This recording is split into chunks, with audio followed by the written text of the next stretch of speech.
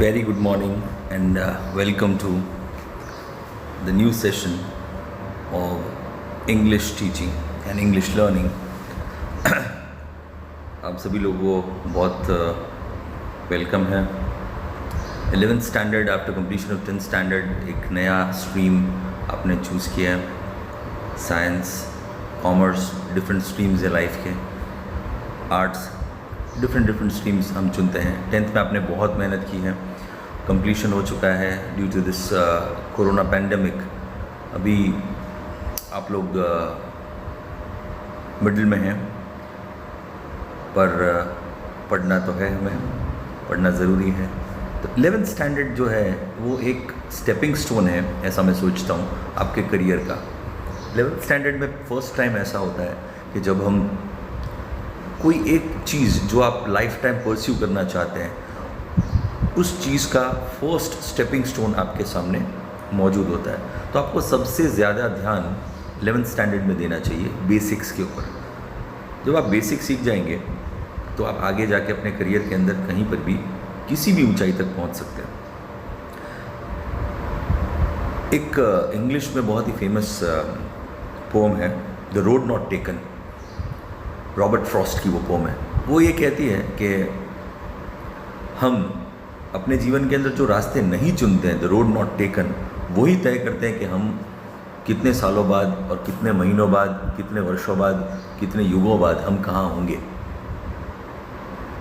The road not taken बहुत ही famous pome है. आपने भी शायद कभी ना कभी ज़रूर पढ़ी होगी. गुजरात बोर्ड के अंदर इंक्लूडेड है वो. मैंने बहुत बार पढ़ाई है, पिछले 10 सालों में रोड नॉट टेकन पढ़ाई है. और उसका इंटरप्रिटेशन इतना बेहतरीन और इतना सुंदर है कि आपको बड़ी अच्छी लगेगी. वो आप लोगों के लिए बहुत ज़रूरी है, क्योंकि आपने you have chosen 2 different paths in your life. आप कॉमर्स की तरफ जा रहे हैं या आर्ट्स की तरफ जा रहे हैं. अगर कॉमर्स में भी अगर जा रहे हैं तो आप CA की तरफ जाएंगे या CS की तरफ जाएंगे या फिर CFA की तरफ जाएंगे. जो भी आप अपनी लाइफ के अंदर बिज़नेस चूज़ करते हैं या जॉब चूज़ करते हैं, बिज़नेस के अंदर एंटरप्रेन्योरशिप करते हैं या फिर कहीं पर किसी के साथ पार्टनरशिप में काम करते हैं, जो भी आप करेंगे अपनी लाइफ में, तो वो चूज़ करेगा आने वाला आपका भविष्य. The road not taken, the road बहुत इंपॉर्टेंट है. और आपने आज ले लिया है रोड कॉमर्स 11th स्ट्रीम का. तो ये रोड आगे जाके लाइफ के अंदर कहीं ना कहीं रोड आपस में क्रिस क्रॉस ज़रूर करते हैं, भले वो साइंस हो चाहे फिर मैथमेटिक्स हो. कोई भी चीज़ अपने आप के अंदर संपूर्ण तभी होती है जब वो एक फुल सर्कल करती है. तो मैं उम्मीद करता हूँ कि आप सभी लोग अपनी लाइफ के अंदर फुल सर्कल करेंगे और जो भी आपके गोल्स हैं उसे आप पूरा करेंगे.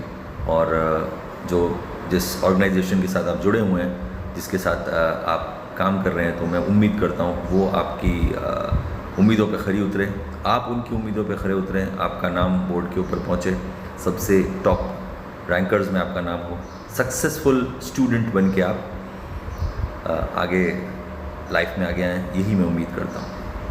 आज हम शुरू करते हैं हमारा इंग्लिश का जो फर्स्ट चैप्टर है, the journey of my life from earth to Everest. The journey of my life from earth to Everest. इसको आप थोड़ा गौर से देखो तो मुझे बहुत ही सुंदर चैप्टर लगा ये. मैंने जब इसकी रीड आउट किया, the journey of my life from earth to Everest, कितना बढ़िया. धरती से लेके एवरेस्ट तक, माउंट एवरेस्ट. मैं एक चैप्टर 12 में पढ़ा रहा था, तो अभी उसके अंदर जो 12th में चैप्टर है, read 2, sunrise on the Kanchenjunga. वो हिमालय की रानी बोला गया कंचनजंगा को, द क्वीन ऑफ हिमालय, और हिमालय सागर माथा. तो यहाँ पे वो माउंटेन के ऊपर एक लड़की की ऐसी कहानी है, जद्दोजहद से भरी हुई ज़बरदस्त कहानी है कि उस लड़की ने इतनी मेहनत की. वो दुनिया में उसके साथ जैसा अन्याय होना था वो हो गया, पर अन्यायों को झेलते हुए जितनी भी अपने जीवन में पराकाष्ठा हो जाती है दुखों की, वो इस बच्ची के साथ हो चुकी है.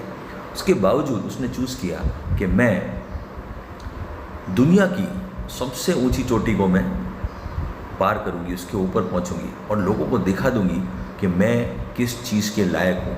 मुझे दुनिया की कोई भी हर्डल नहीं रोक सकती है. I am extremely powerful. I have got that kind of strength with in my self that I can rule the world. I can be one of the few person. दुनिया के अंदर ऐसे कुछ लोगों में से मेरा शुमार होना चाहिए जो कि माउंट एवरेस्ट को नाप कर आए हैं. तो ये कहानी है अरुणिमा सिन्हा की. अरुणिमा सिन्हा की जो कहानी मैं आपको सुना रहा हूँ, इसके 4 भाग हैं, 4 पार्ट हैं. और वो कैसे उसने अपनी लाइफ के अंदर अलग अलग जगहों पे वो चीज़ें देखी, समझी और उन चीज़ों को उसने आत्मसात किया, और वो मुश्किलों से लड़ी ही नहीं, मुश्किलों को उसने औंधे मुँह लेटा दिया, चित कर दिया, और उसने कब्ज़ा किया माउंट एवरेस्ट के ऊपर। बहुत ज़बरदस्त बहादुरी की कहानी है, आपको सबको सीखनी चाहिए। The journey of my life, इसमें जो भी इंपॉर्टेंट वर्ड्स है उसे मैंने ऑलरेडी अंडरलाइन किया है और मैं उसके बारे में बोलता भी जाऊंगा, तो आपको उसको नोटिफिकेशन उसका लेते रहना है, साथ में जॉट डाउन करते रहना है, तो आपको आइडिया आ जाएगा कि मैं क्या कहना चाहता हूँ आपको। और जो इंपॉर्टेंट वर्ड्स हैं वो तो हमेशा हमें पता होने ही चाहिए, ताकि वो क्या है कि ये आपके चैप्टर की आत्मा है। अगर आपने आत्मा को पकड़ लिया तो पूरा शरीर आपके कब्जे में आ जाएगा। The journey of my life from earth to Everest, मेरी कहानी जो कि मैंने ये 4 भाग में, वो खुद का ये प्रोटैगनिस्ट है, अरुणिमा सिन्हा प्रोटैगनिस्ट है, PROTAGONIST। प्रोटैगनिस्ट का मतलब होता है जो खुद अपनी कहानी कह रहा है, इस कहानी का मेन हीरो, हीरोइन, हीरो जो भी है, हीरो वो कौन है? अरुणिमा सिन्हा। तो Arunima Sinha was a national level volleyball player. Arunima Sinha जो थी वो राष्ट्रीय स्तर की वॉलीबॉल की प्लेयर थी, ठीक है। When she was traveling on a train, some thugs tried to snatch her golden chain. जब वो एक बार ट्रैवल कर रही थी ट्रेन से, तो यहाँ पे मेन जो कैरेक्टर है वो अरुणिमा सिन्हा, नाम याद रखना। When she was traveling on a train, एक दिन वो ट्रेन से ट्रैवल कर रही थी। जब वो ट्रैवल कर रही थी, some thugs, यहाँ देखिए thugs, tried to snatch her golden chain। तो कुछ जो ठग थे उन्होंने इस चीज़ की कोशिश की कि वो इनकी जो गोल्ड की चेन है उसे वो छीने। शी फॉट बैक, उन्होंने फिर सामने से लड़ाई की, वापस फिर से वो सामने आई, but was thrown out of speeding train. पर वो लोग ज़्यादा थे और उन लोगों ने उसे उठा के उस तेज़ भागती हुई ट्रेन में से बाहर फेंक दिया। And lost her left leg, और अपना जो लेफ्ट लेग है वो उन्होंने खो दिया जीवन भर के लिए। This happened when she was 24। ये कब हुआ? जब वो 24 वर्ष की थी, सिर्फ 24 वर्ष, मियर 24 वर्ष। ज़िंदगी में सपने बनाने का समय होता है, ज़िंदगी में बहुत सारे सपने आंखों में होते हैं और उसको ख्वाब को पूरा करने की इच्छा होती है। हम अपने पंख पसारे खुले आसमान में उड़ना चाहते हैं, उस समय पूरी जिंदा दिली के साथ। वो लड़की अकेली, उसके साथ क्या हुआ? बहुत दुखद घटना हुई। तो ये बता रही है, this happened when she was 24, सिर्फ 24 वर्ष की थी। However this accident never affected her spirit. देखिए मैंने यहाँ पे इसे हाईलाइट किया है, देखना आप। इस एक्सीडेंट से उनकी स्पिरिट को कोई नुकसान नहीं पहुँचा। उनकी जो स्पिरिट है उससे नुकसान। स्पिरिट क्या है? और स्पिरिट मैंने जानबूझ के इसे अंडरलाइन किया है। स्पिरिट मतलब उनकी जो, उनका उत्साह था, उनकी जो आत्मा की, जो आत्मा का पावर था, उसे उन्होंने नहीं जाने दिया, उसको उसने पकड़ के रखा। At all India institute of medical sciences, AIIMS, इसे हम प्यार से एम्स भी बोलते हैं, शॉर्ट फॉर्म में एब्रीवेशन है एम्स। पर यहाँ पे देखिए इसे बड़ा करके बताया गया, तो कहीं पर MCQ के अंदर ये पहुँचे तो हमें इस पर नज़र रखनी है। At all India institute of medical sciences Delhi N artificial leg was fitted. मुझे आर्टिफिशियल लेग लगाया गया। आर्टिफिशियल लेग मतलब समझते हैं? नकली पैर होता है, वो लगाना पड़ता है। A year later she was retrained as a mountaineer, और 1 साल बाद उन्होंने अपनी ट्रेनिंग शुरू की। बिकॉज वो ट्रेनिंग तो पहले से ही करती थी, because she was a sports person. Volleyball वो खेलती ही थी, तो ट्रेनिंग उनके ब्लड में था, वो ट्रेनिंग करती थी। But she was retrained as a mountaineer, उन्होंने अपनी ट्रेनिंग शुरू की एज अ माउंटेनियर, कि वो पहाड़ चढ़ेंगी। अब वो पर्वतारोही बनेंगी, पर्वत के ऊपर आरोह में ऊपर की तरफ बहेंगी, अवरोह में नहीं, ऊपर जाएंगी।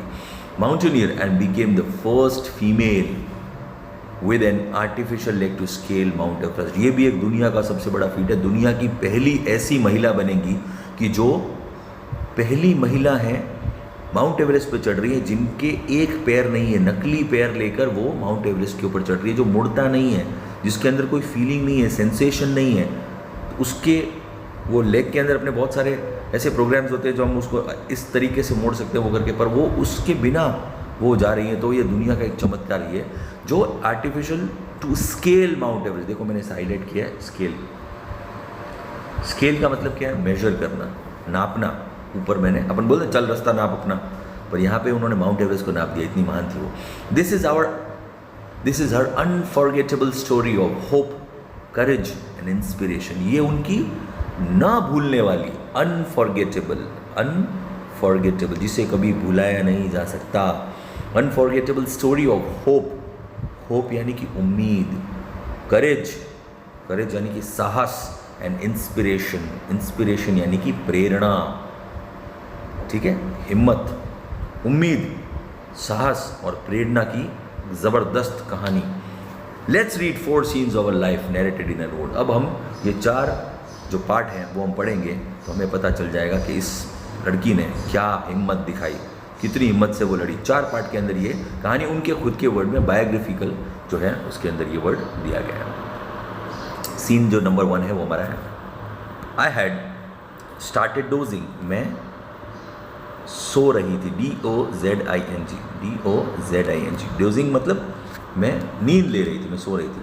My eyes were closed but my mind was awake. मेरी आंखें बंद थी पर मेरा दिमाग खुला था। आई रिमेंबर, सब दिमाग खुला कैसे था? मैं सो रहा था, तो कहते हैं जागते सोता हूँ मैं सो रही थी पर मुझे मेरा दिमाग वहाँ पे खुला था, आजू बाजू की आवाज़ मुझे सुनाई दे रही थी। I remember someone saying that, मेरे को वहाँ पे थोड़ा सुनाई दिया, someone saying that Bareilly would come after some time. किसी ने ऐसा बोला, मुझे सुनाई दिया कि बरेली, मैं हमेशा जगहों को, नामों को और इम्पॉर्टेंट वर्ड्स को अंडरलाइन कर देता हूँ ताकि वो हमें याद रहें, उस वर्ड से कनेक्ट हो गए, नेमोनिक कनेक्ट हो हमारा, तो हमें पता चले कि हम राइट पॉइंट पे, वो चैप्टर हमें तुरंत याद आ जाए। नेमोनिक्स को कनेक्ट करता हूँ मैं। तो Bareilly would come after some time, आंखें में जागती सो रही थी, उसी समय मुझे किसी ने शायद बोला होगा कि बरेली आने वाला है थोड़ी ही देर में। किसने बोला वो इंपॉर्टेंट नहीं है, पर सुनाई दिया बरेली आने वाला है।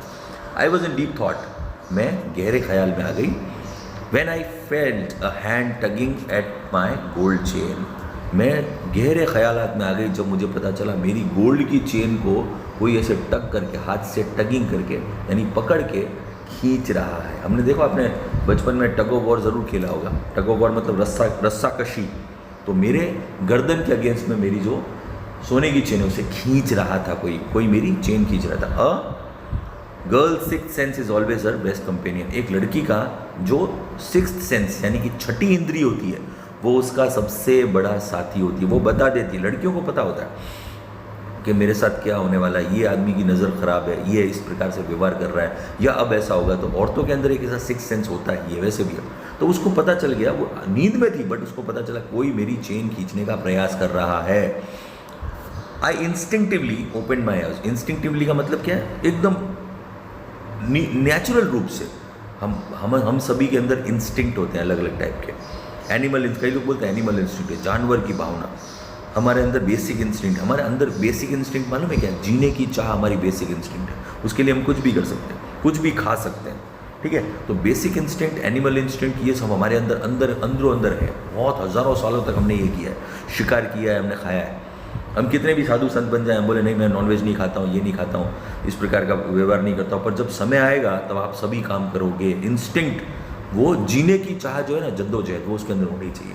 तो आई इंस्टिंक्टिवली ओपन माई आइज, मैंने एकदम अपनी आंखें खोली एंड सॉ 4 or 5 यंग, मैंने देखा 4 या 5 यंग मैन अराउंड मी, जवान लड़के मेरे आसपास में खड़े थे। Their drunken looks and behaviour, उनके शराबी जो लुक थे, मैं समझ गई कि वो शराब पी के आए हैं। 5-6 लड़के थे। Drunken looks and behaviour gave me an inkling of their intention. देखो इंक्लिंग को मैंने अंडरलाइन किया यहाँ पे। वो बोल रहे हैं उनका जो व्यवहार जिस प्रकार का था वो देखकर मुझे उसका अंदेशा हो गया, हल्का सा एक इंक्लिंग, हल्की सी मुझे एक अंदेशा हो गया कि ये क्या करना चाहते हैं, ये मेरे साथ लूटपाट करने आए हैं, ये मेरा सामान लूट लेंगे, ये लुटेरे हैं। I stood up in flash, और मैं एकदम झटके से खड़ी हो गई। फ्लैश का मतलब यहाँ पे क्या है? झटके से। फ्लैश यूजुअली हम लाइट के लिए यूज़ करते हैं, पर वो बिजली की गति से खड़े होने को भी फ्लैश बोलते हैं।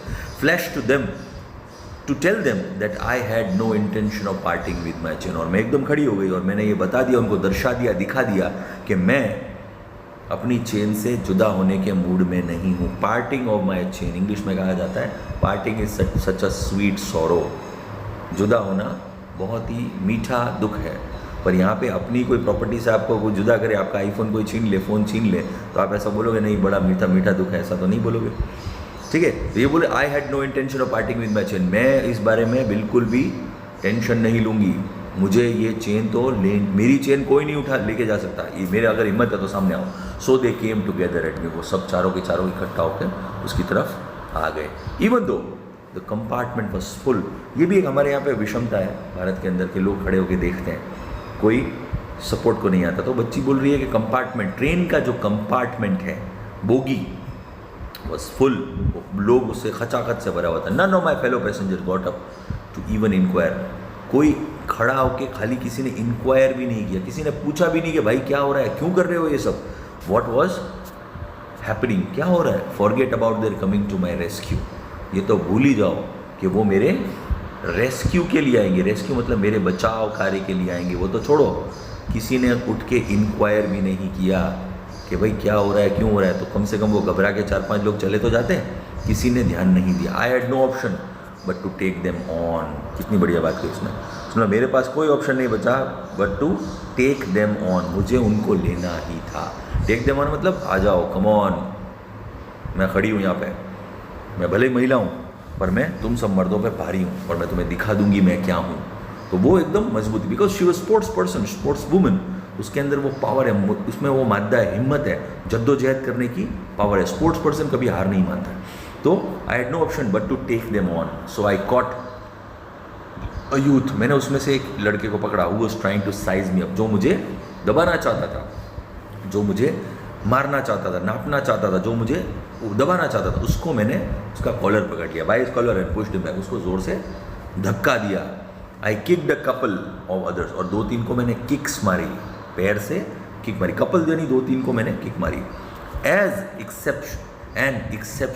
एक्सेप्शनल का मतलब क्या है कि जैसा कभी देखा ही नहीं गया, जो कभी मौजूद ही नहीं था, ऐसा एक्सेप्शनल, अजीब, ज़बरदस्त बैटल वहाँ पे शुरू हो गया। बैटल मतलब युद्ध, ऐसा जो कभी लोगों ने देखा नहीं, मैंने अपने जीवन में ऐसा फील नहीं किया, ऐसा बैटल वहाँ पे शुरू हो गया। Had begun inside the train on the move, वो ट्रेन चल रही थी, चलती ट्रेन के अंदर एक अनंत बैटल शुरू हो चुका था, ज़बरदस्त जंग शुरू हुई, लातें चल रही है, मुक्के चल रहे हैं, वो लड़की अकेली लड़े जा रही। द वुल्व्स, अब यहाँ पे उसको राइटर ने बोला ये वुल्व्स हैं। वुल्व्स मतलब क्या, भेड़िए, ये भेड़िए जो हैं इनको भेड़ियों का नाम दिया, भेड़िए के झुंड में आते हैं। The wolves made another attempt to snatch my chain, उन्होंने कोशिश की, एक दूसरा और प्रयास किया मेरी चेन को मुझसे छीन लेने की पूरी कोशिश की। स्टिल, फिर भी आई रेजिस्टेड, मैंने उसका रेजिस्ट किया। रेजिस्ट मतलब मैंने खुद का बचाव किया, मैं रुकी रही, हिम्मत है तो आ जाओ। Until one of them driven by frenzy, तभी उनमें से एक आदमी पागल हो गया। फ्रेंजीड मतलब क्या है, उसके ऊपर जुनून सवार हो गया, उसके ऊपर उसका दिमाग कंट्रोल से बाहर चला गया। Gave me an extra hard kick, उसने एक ज़बरदस्त लात मुझे मारी, extra hard kick, using all his force, पूरी की पूरी हिम्मत से उसने अपनी पूरी जो दम था वो लगा के मुझे लात मारी, ऑफ बैलेंस, और मैं वहाँ से मेरे पैर जो थे वो वहाँ से उखड़ गए, मैं हवा में थी, of balance. I could not recover in time, और मैं रिकवर नहीं कर पाई टाइम पे, वापस उनको मारने के लिए खड़ी नहीं हो पाई, उससे पहले ही उन्होंने ऐसी लात पड़ी कि मैं पूरी हवा में थी और मैं पूरी ऑफ बैलेंस चली गई। I literally flu out of the train, और मैं उस ट्रेन के जो गेट था उससे पूरी की पूरी बाहर की तरफ चली गई, पूरी की पूरी हवा में गेट के बाहर चली गई। But still holding my mobile phone, पर मेरा मोबाइल फ़ोन मैंने पकड़ रखा था। आई वॉज मिड एयर, और मैं हवा के बीच में थी। I was mid air when I flew right into another train moving on the right. जब मैं हवा में थी तभी पास में से एक और ट्रेन गुजर रही थी, और वो नेक्स्ट ट्रैक में से जो ट्रेन गुजर रही थी, मैं यहाँ पे हवा में थी और वो जैसे ही हवा में थी, और वहाँ से मेरे को ज़ोरदार एक मतलब झटका जैसा लगा, अब ज़ोरदार टक्कर हुई on the next track. My body hit the moving steel, और मेरी जो बॉडी है वो चलते हुए स्टील से टकराया, ज़ोरदार हथौड़े जो चल रहे हैं वैसे, and rebounded to my train, और फिर वहाँ से धक्का खा के मैं वापस ट्रेन के अंदर अपनी ट्रेन की तरफ वापस गई। रिबाउंडेड, अपन जो कैरम खेलते तो कैसे रिबाउंड होता है, rebounded to my train. This ping pong must have continued for several seconds. Ping pong एक गेम होता है, आप खेलते हैं ना table tennis, ping pong, cut cut cut cut, ball वापस आती है, मारते रहते हैं, दीवार से मारते हैं। तो ऐसी दीवार से वो दो ट्रेनों के बीच में टकरा टकरा के बहुत सारे सेकेंड्स वो आगे पीछे बेचारी उसको बहुत सारा लगा। दोनों ट्रेनों के बीच में वो पिंग पोंग यहाँ दोनों जगह करती करती थोड़े कुछ सेकेंड्स चला बिफोर ग्रेविटेशनल फोर्स, तब तक गुरुत्वाकर्षण शक्ति ने उसे नीचे खींच लिया, पुल्ड मी डाउन, तब वो नीचे गिर गई।